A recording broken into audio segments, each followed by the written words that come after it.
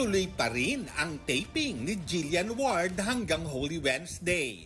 Pero pagdating ng Huwebes Santo, may short but meaningful break si Jillian. Gusto ko lang na may quality time po with my family. Basta makapag-church po kami na magkakasama. Pinag-iisipan ko pa po kung sa bahay muna or meron pong spontaneous na bigla po kami mag-beach, hindi natin alam. Pero back to work agad si Jillian sa Lunes pagkatapos ng Easter Sunday.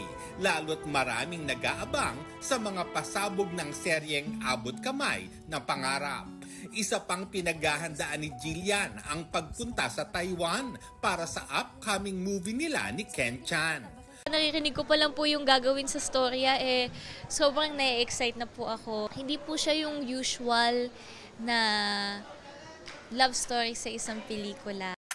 Matapos maunsyami noong nakaraang taon, tuloy na ang pagtatag world tour ng P-Pop Pride na SB19 sa Japan at Dubai sa Abril.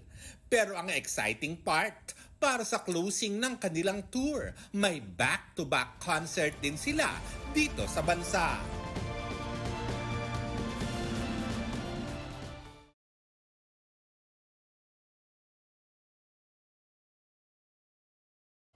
Mga kapuso, alamin ang State of the Nation.